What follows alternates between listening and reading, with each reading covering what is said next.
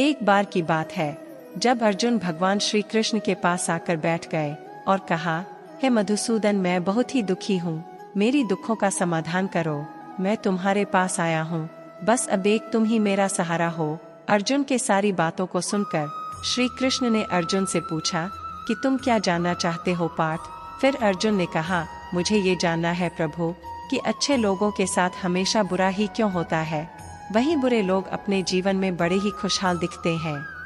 अर्जुन के मुंह से ऐसी बातें सुनकर श्री कृष्ण मुस्कुराए और अर्जुन से कहा कि देखो पार्थ, मनुष्य जैसा सोचता है और महसूस करता है वैसा कुछ नहीं होता है, बल्कि उसके अज्ञानता की वजह से वो सच्चाई नहीं समझ पाता है। अर्जुन उनकी ये बात समझ नहीं पाए। इसके बाद श्री कृष्ण ने अर्जुन से कहा, पार्थ, मैं तुम्हें एक कथा सुनाता हूँ, उसे सुनकर तुम समझ जाओगे कि हर प्राणी को उसके कर्म के हिसाब से ही फल क्यों मिलता है। प्रकृति हर किसी व्यक्ति को अपना रास्ता चुनने का मौका अवश्य देती है, लेकिन अब वो मनुष्य की इच्छा पर निर्भर करता है कि उसे धर्म के रास्ते पर चलना है या अधर्म के रास्ते पर। आगे बढ़ने से पहले आपसे निवेदन है कि वीडियो को एक प्यारा सा लाइक करके चैनल को सब्सक्राइब कर लीजिए। दोस्तों, कथा शुरू करते हुए श्री कृष्ण ने कहा कि एक नगर में दो आदमी रहते थे। एक आदमी व्यापारी था, जिसके जीवन में धर्म का बहुत ही महत्व था। वो पूजा पाठ में यकीन रखता था। वो हर रोज मंदिर जाता था और दान धर्म भी करता था और हर रोज भगवान की पूजा करता था। वहीं दूसरा आदमी बिल्कुल ही विपरीत था। वो हर रोज मंदिर तो जाता था, लेकिन पूजा करने के लिए नहीं, बल्कि मंदिर के बाहर से जूते चप्पल चुराने के लिए जाता था। उसे दान और धर्म से कोई लेना देना नहीं था। समय बीतता गया और एक दिन बहुत जोर की बारिश हो रही थी। इस वजह से मंदिर में पुजारी के अलावा कोई नहीं था। ये बात जब दूसरे आदमी को पता चली तो उसने कहा कि ये सही मौका है मंदिर का सारा धन चुराने का। फिर वह पंडित से नजर बचाकर उसने मंदिर का सारा धन चुरा लिया। उसी समय धर्म कर्म में विश्वास रखने वाला व्यक्ति भी मंदिर पहुंचा।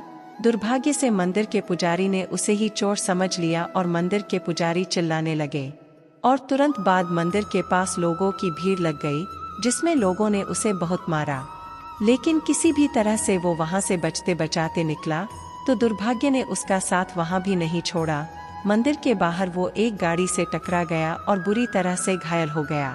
फिर वो व्यापारी लंगड़ाते हुए अपने घर जाने लगा, तो रास्ते में उसकी मुलाकात उस आदमी से हुई जिसने मंदिर से सारा धन चुराया था। उस आदमी ने कहा, आज तो मेरी किस्मत चमक गई, एक साथ इतना सारा धन मिल गया। ये सब देखकर उस आदमी को बहुत ही बुरा लगा और उसने अपने घर से भगवान की सारी तस्वीरें निकालकर बाहर फेंक दी। उसके कुछ सालों बाद दोनों आदमी की मृत्यु हो गई। मरने के बाद जब दोनों यमराज की सभा में पहुंचे और जब भाला आदमी ने दूसरे आदमी को देखा तो उसे बहुत गुस्सा आया।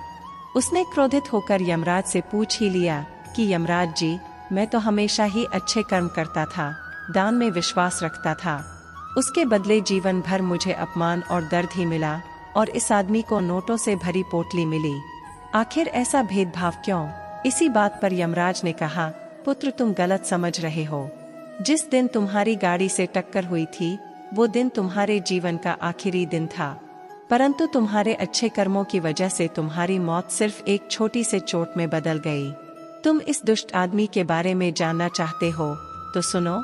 दरअसल इसके भाग्य में राजयोग था, मगर इसके कुकर्म और अधर्म की वजह से वो सिर्फ एक छोटी सी धन की पोटली में बदल गया।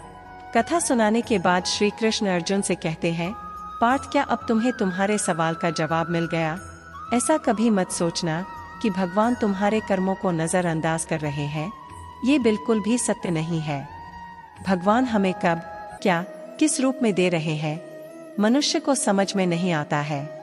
मगर आप अच्छे कर्म करते रहें तो भगवान की कृपा हमेशा आप पर बनी रहती है। इसलिए अपने अच्छे कर्मों को बदलना नहीं चाहिए, क्योंकि उसका फल हमें इसी जीवन में मिलता है। इसलिए मनुष्य का फर्ज है कि वो हमेशा अच्छे कर्म करते रहें, क्योंकि श्री कृष्ण ने गीता में भी यही बताया है कि किसी के द्वारा किया गया कर्म बेकार नहीं जाता है, चाहे वो अच्छा कर्म हो या बुरा।